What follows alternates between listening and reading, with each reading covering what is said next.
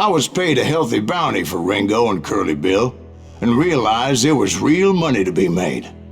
That's why I went after Henry Plummer.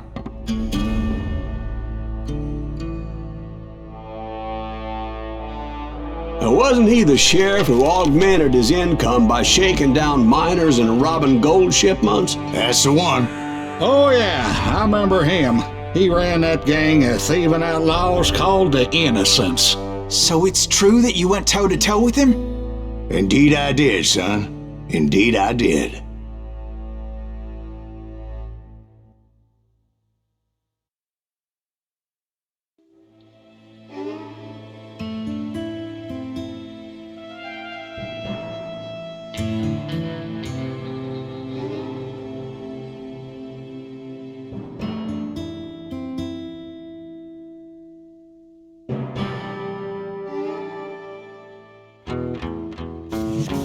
I knew I needed resources if I was going to track down Roscoe Bob Bryant, and hunting Plummer looked like a good way to get rich quick.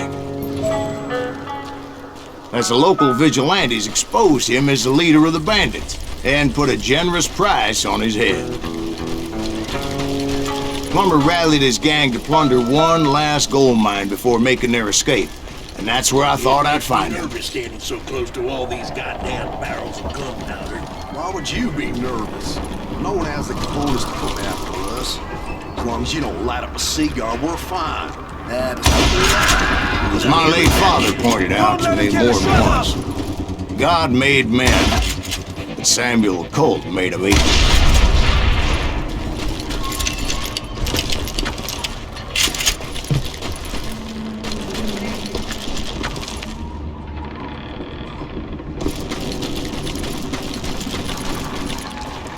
I knew that dynamite wasn't mine, so I decided the polite thing would be to return it.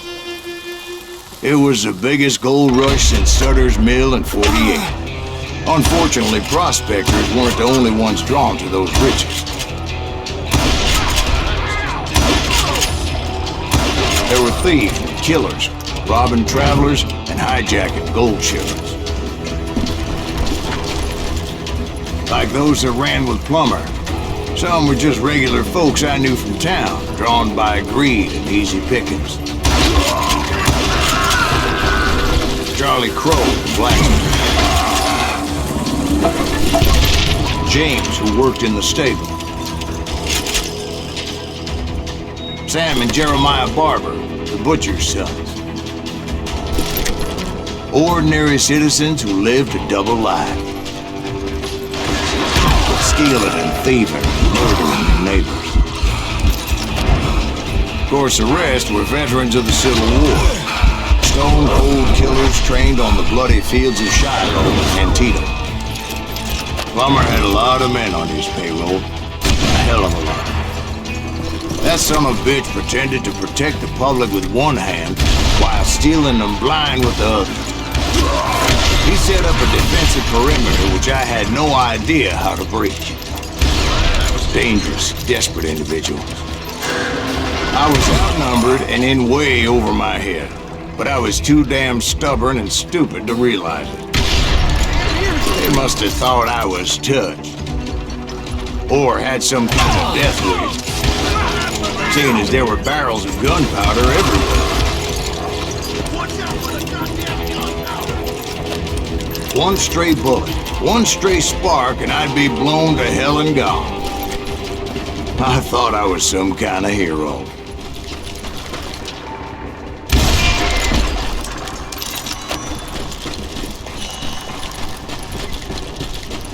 I finally made it past and headed on to meet my destiny.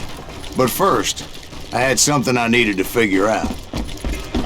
I had a few ideas on how to get into that mine. But once I made my decision, I knew there was no turning back. So my first thought was to enter the nearest mine portal. I saw an entrance. Made sense. It was the quickest way in, but that also made it more dangerous, as there would undoubtedly be enemy pickets posted along the way.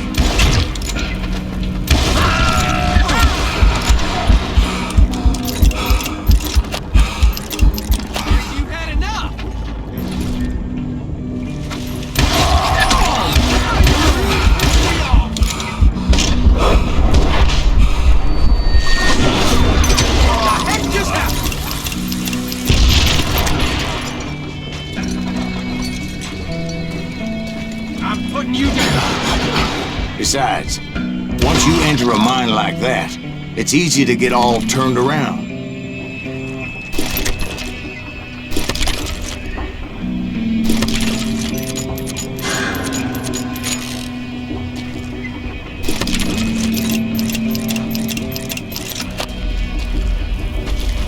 And that confusing maze of corridors wouldn't even be the worst of it. Some of those shafts can be as deep as hell.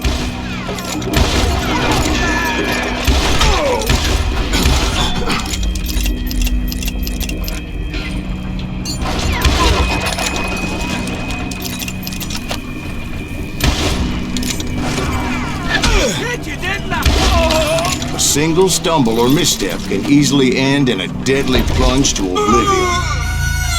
This is why I do not like heights.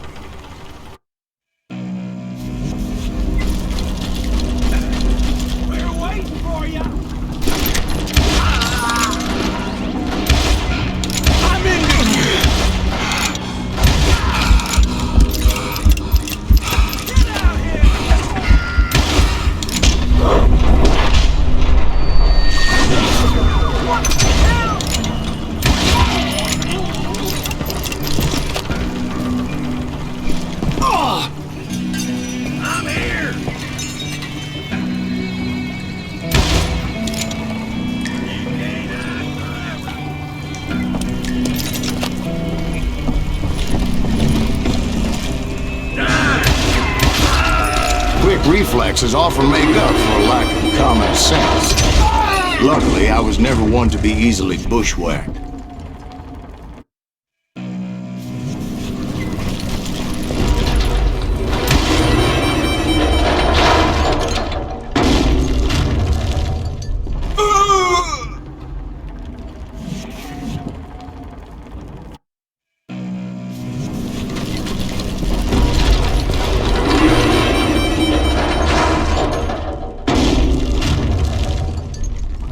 I would just need to be careful not to blow myself to Kingdom Come. Get him! With all that gunpowder and dynamite everywhere, a body has to know what he's shooting at. All it takes is one tiny spark, and boom. Take him! Take him! You can run, but you can't hide! As a boy, I always loved the 4th of July. Surprise! I will drop you down a mine shaft. God damn you!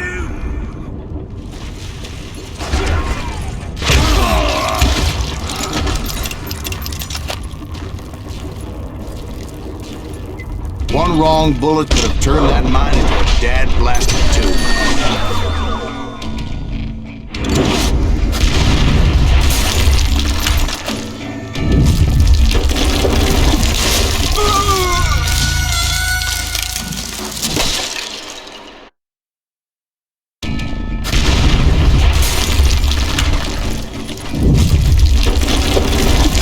Admit that my plan of attack was not just moronic, but clearly insane.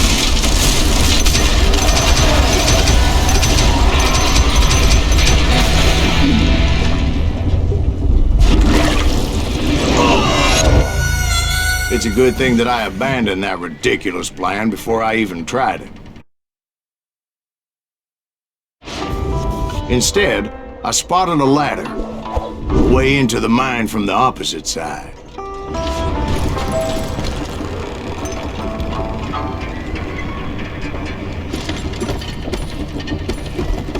It was a long way around, but that approach seemed more sensible at the time. Of course, being I had a problem with heights, that scaffolding scared the bejesus out of me. Climbing down that ladder required some caution, because even though I had a younger man's reflexes, No man can dodge a damn bullet while climbing down a rickety ladder. I needed to make a leap of faith, which ain't easy when you're suspended between heaven and hell. I was determined not to give up, however. That Sheriff Plummer seemed quite the despicable character.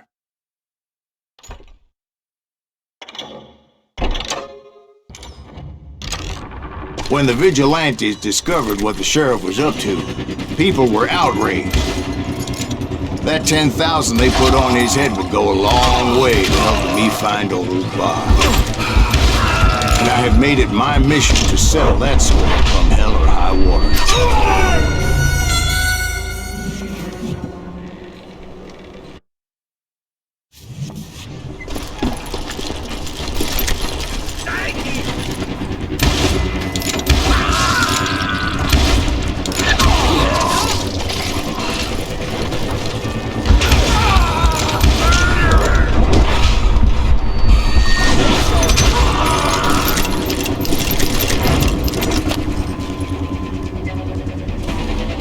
First, I would have to make a choice. Take the elevator or climb the ladder.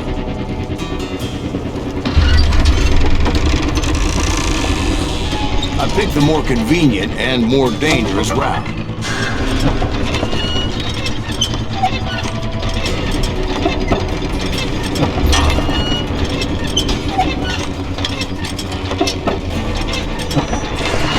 Me and you!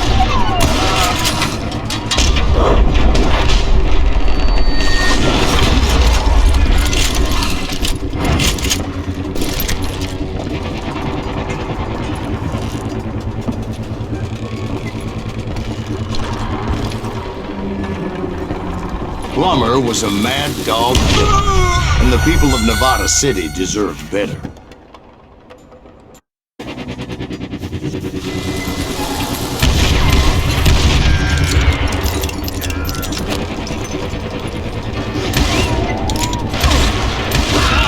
Right, well, he was the sheriff of both places at one time or another, but that's neither here nor there.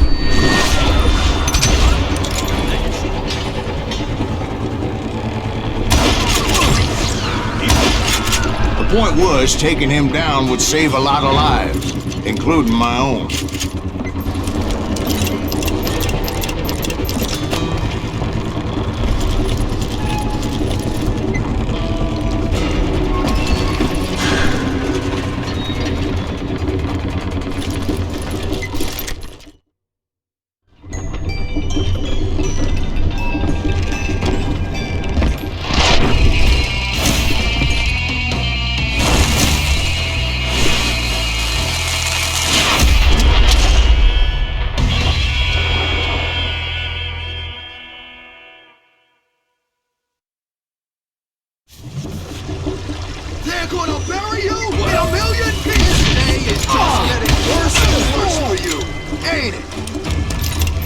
Plummer was clearly unhinged, and I could see right away that this was going to take some doing.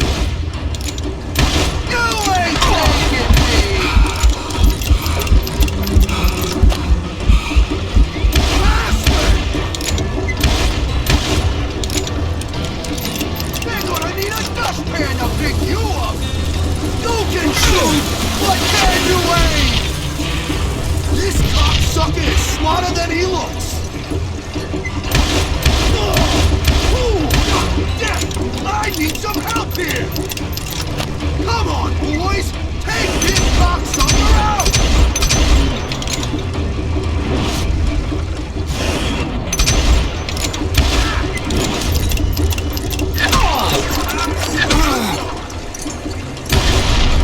My damn eardrum!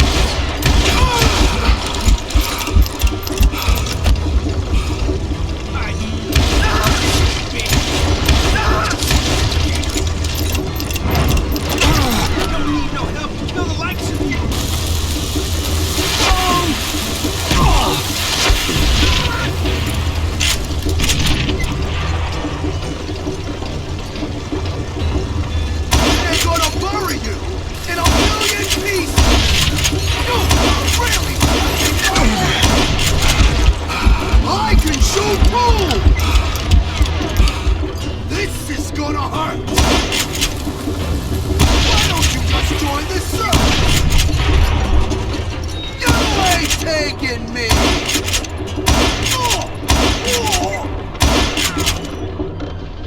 Bastard! I'm putting you down! Son of a bitch!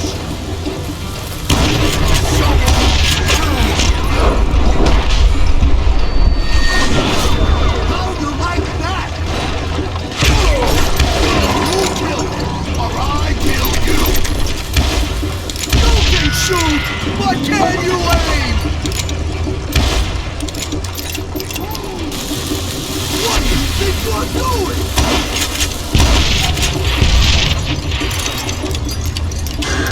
Nobody for you today! Gonna blow you! So that's how Henry Plummer died. Him and his crew were worth their weight in gold. And now, I was officially a bounty hunter.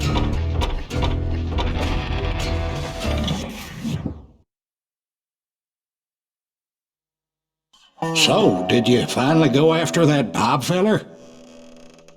Well, I heard word he was in Kansas with John Wesley Hardin. So that's where I went. Where in Kansas? Abilene. Why do you ask, Ben? No reason. Was Hardin as fast as Ringo? Ringo was fast, but John Wesley was as fast as the devil himself.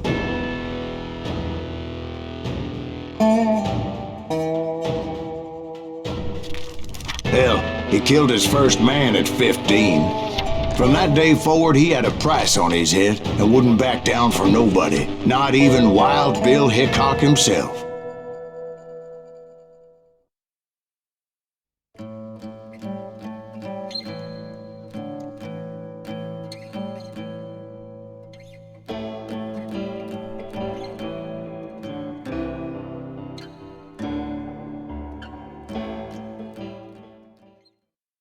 I dodged death many a time, and that night in Abilene was no different.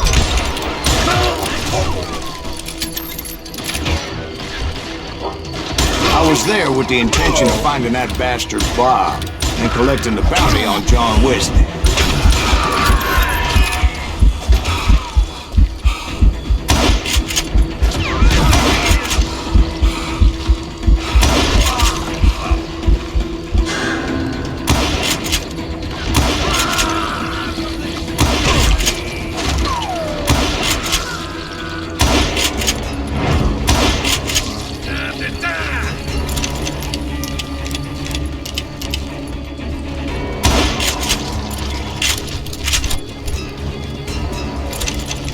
I thought the Texas Rangers got Hardin. Yeah, that's what they want you to believe. It was coldin' a witch's tit and a brass bra that night as I fought my way past his loyal compadres to the very same saloon we're sitting in today. Look around and imagine this place painted in blood. Hardin was waiting for me, and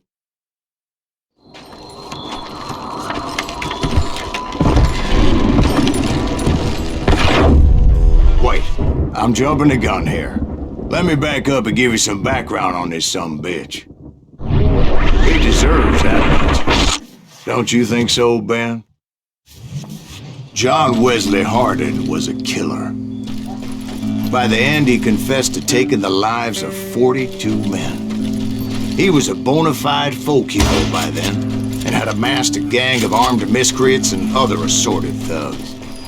He and his men set up camp outside of town, and I was hoping Bob was among them. Damn it! Shoot that son of a bitch! They didn't ask why I was there. They knew.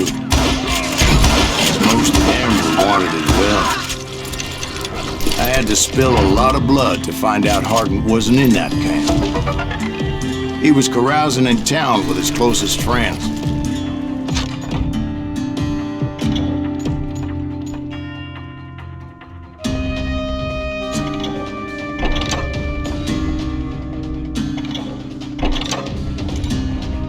Hardin's boys apparently didn't want me to reach the bull's head. Some were hightailing it into town to inform their jefe of my unwelcomed presence. Stop that son bitch!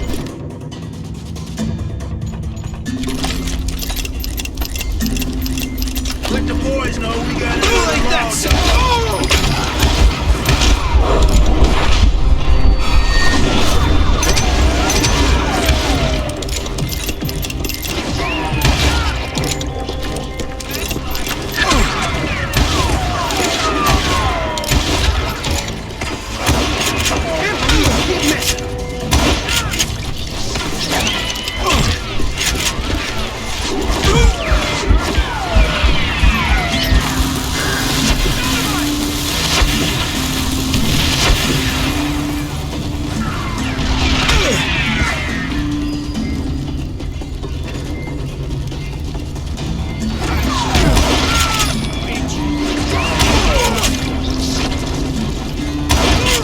I wondered if Bob was among them.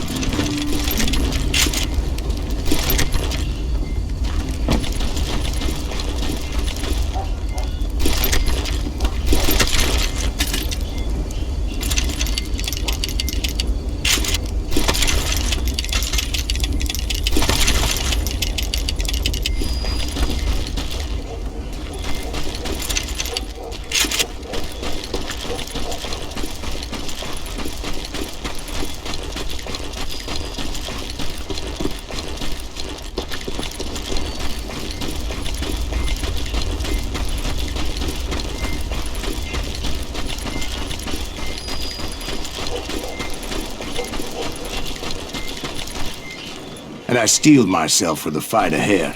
For as good as I was, deep down I wondered if John Wesley wasn't just a little bit better.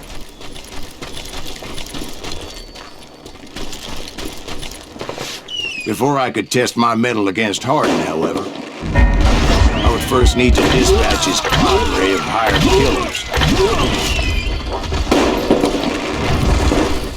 Most of these degenerates were beyond redemption. John Wesley might have been a different story. I didn't learn until later that that night was in fact his birthday celebration.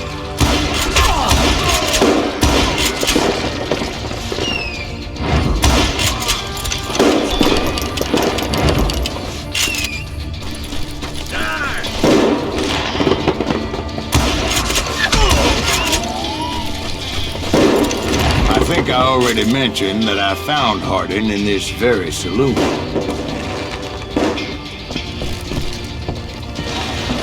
Suffice it to say, nobody there was happy to see me.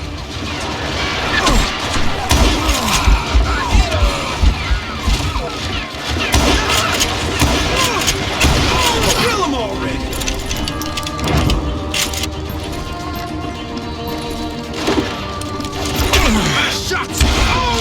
In fact, I felt a certain hostility. Yeah, you know you can't beat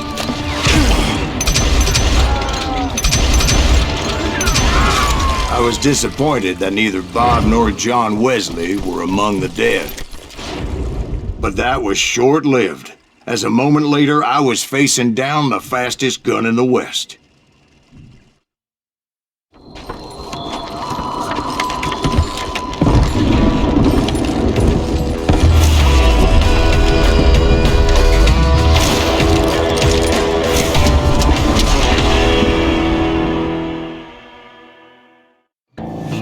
I felt a bolt of adrenaline, or maybe that was fear. He was well known for his tricks, and I knew I'd need my own if I was ever to defeat him.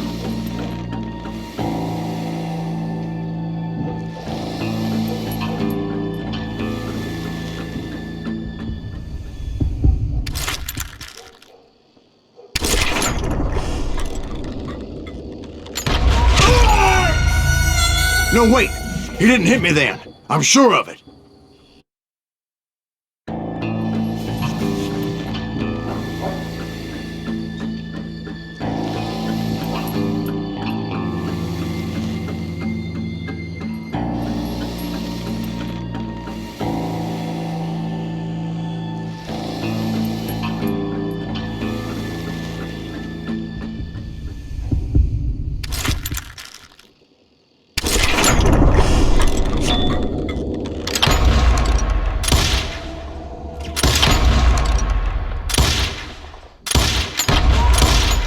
was faster than greased lightning.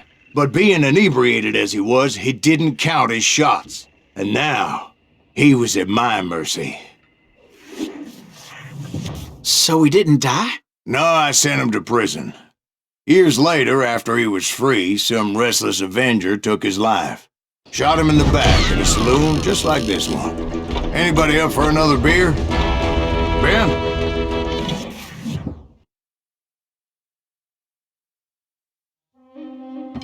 Thank you, darling. Yeah, some say revenge is a dish best served cold. So whatever happened to that Bob guy you were after? Personally, I'd like to hear some of your other adventures. Like, I don't know, did you ever go toe-to-toe with a red man?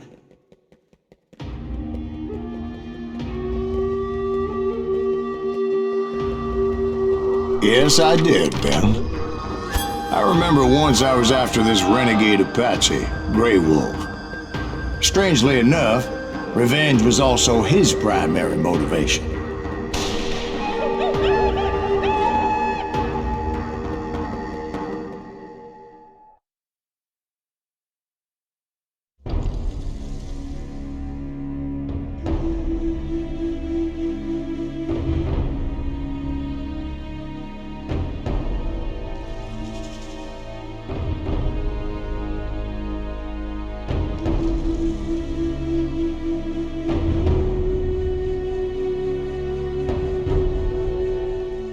A bounty was put on Grey Wolf's head, and that's how I came to hunt him in the mountains.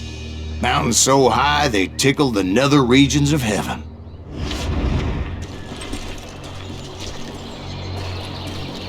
Grey Wolf was a Chiricahua Apache medicine man who had led a war party in revenge for a massacre against his people.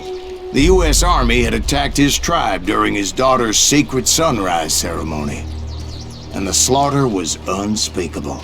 I understood his anger, as there's nothing more traumatic than seeing those you love die in a cruel and painful death. Right from the beginning, I couldn't shake the feeling that Grey Wolf was watching my every move. He led a band of young Apache warriors who wanted retribution, and were more than willing to die for him.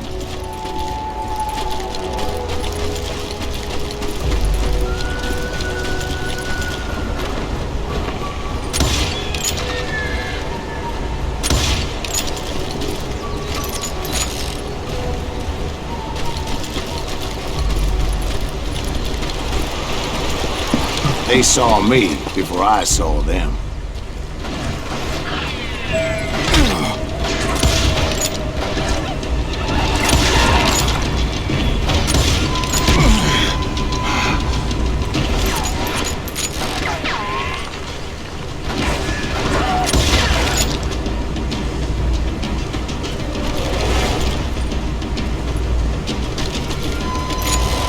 And it crossed my mind that maybe this wasn't such a good idea. But now that the shooting had started, there was no backing down.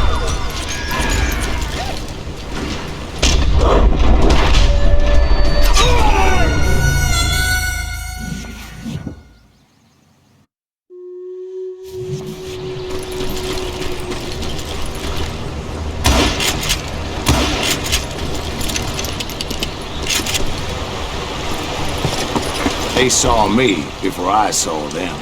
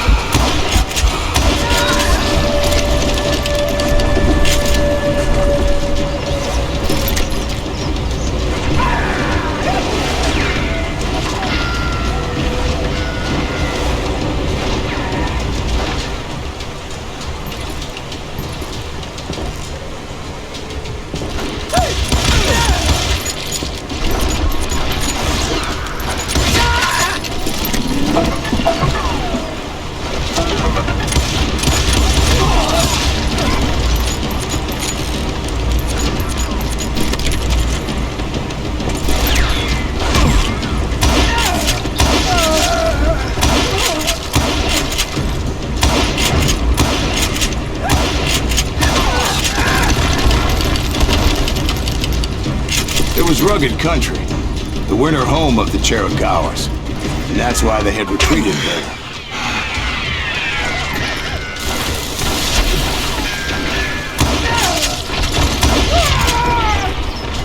I admit to having some regrets about going after them the way I did. But then again, I got a lot of those.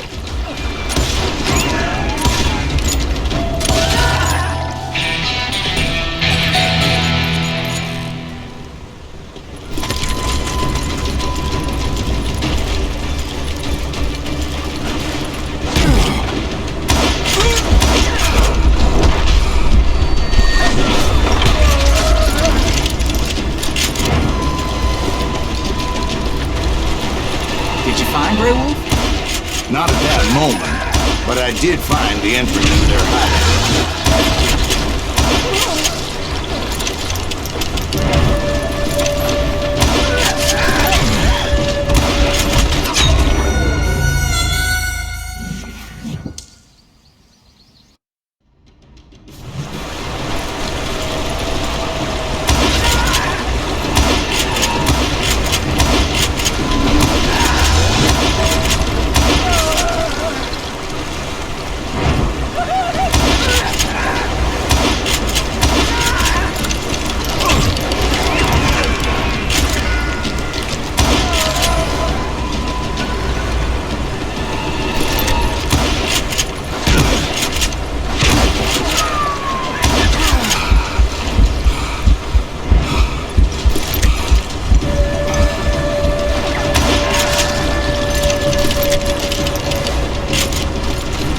Deep crevice that led to a deeper cave. Don't tell me you went in there. Yeah, but it's not out of bravery so much as pure, angry cussedness.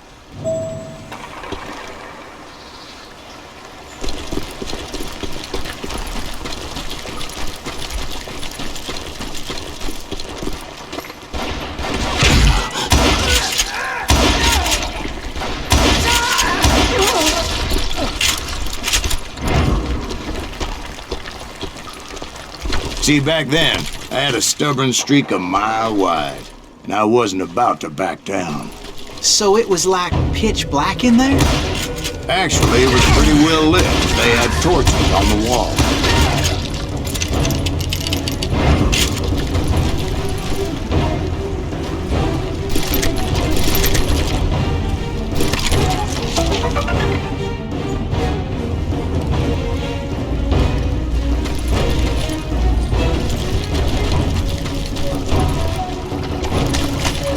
How big was his cave?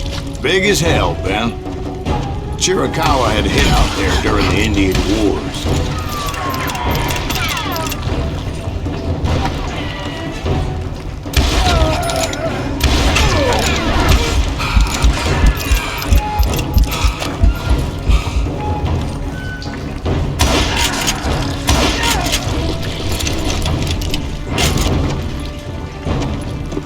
They thought it was haunted with the ghosts of those murdered by the horse soldiers. The cave was haunted with dead Indian ghosts? To be honest, I was more concerned with the live ones than the dead ones.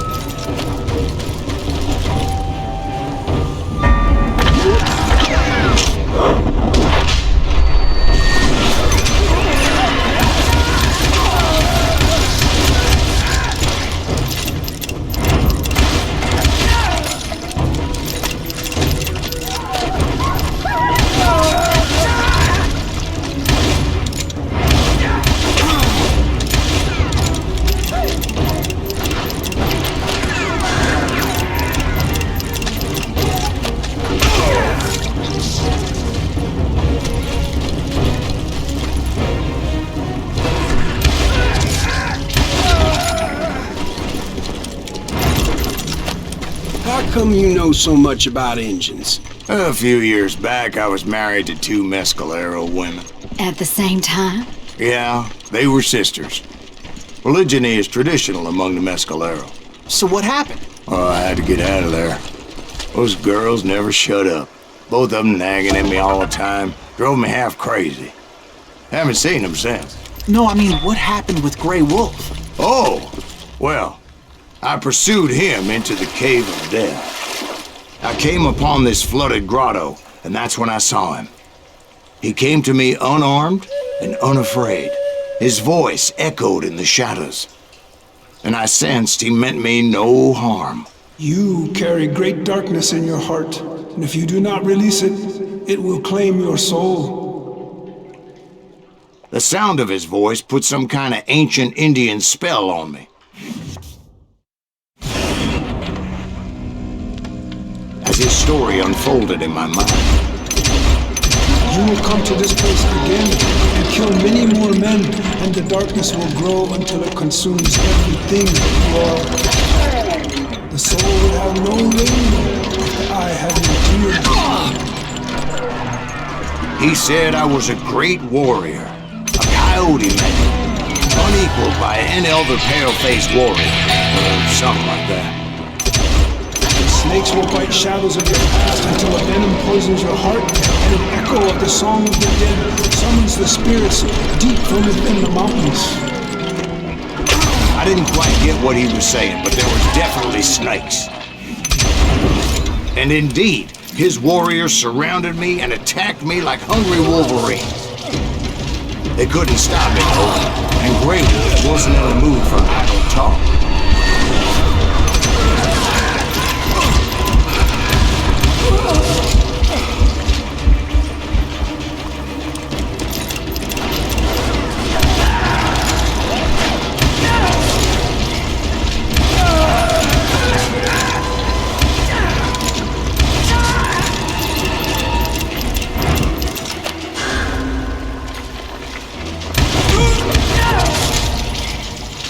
I swear I couldn't see any way out of this trap.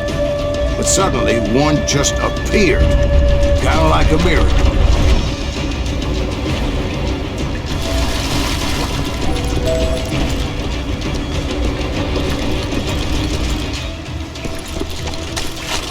I felt like I would be lost in that damn cave forever.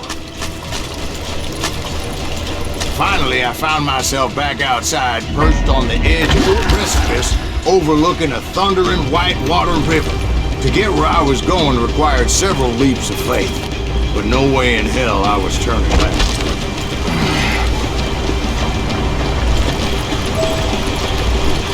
I chased after him, determined to make him explain the meaning of all that mumbo-jumbo. Mumbo-jumbo is right. Are you making this all up as you go? A few details may be fuzzy, brother, but I am relating exactly what happened to me. There were dozens of Apache warriors aiming at me from on high. Dozens? Well, maybe not dozens, but there was a lot of them. At least 3 or 4. Well, more than that, little lady.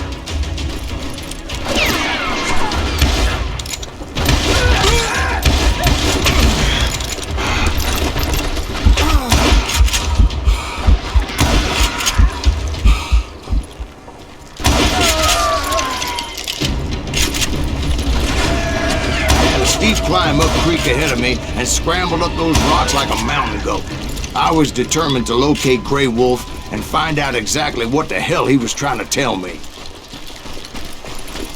And wouldn't you know it, that crafty son of a bitch led me right into a trap. What kind of trap? Well, son, there had to be at least 100 Apaches surrounding me. 100? God be my witness. Oh, come on. Who you kidding? Hey, I believe you. Come on, tell us how it ended. All right, but I'm not gonna drag this out. Where were we? You were surrounded by 100 Apache warriors. Well, I didn't take the time to count them exactly, but there were a lot of them.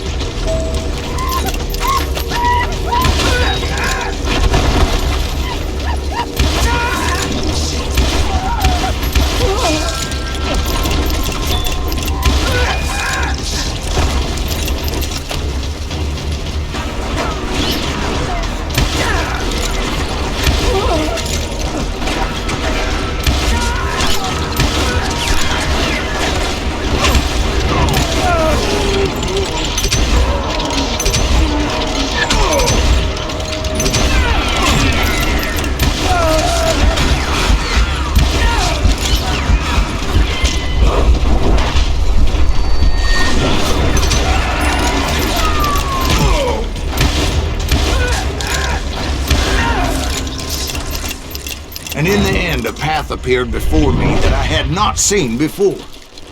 I followed it as I desperately needed to find out what Grey Wolf was trying to tell me. But it was like that son of a bitch disappeared into thin air.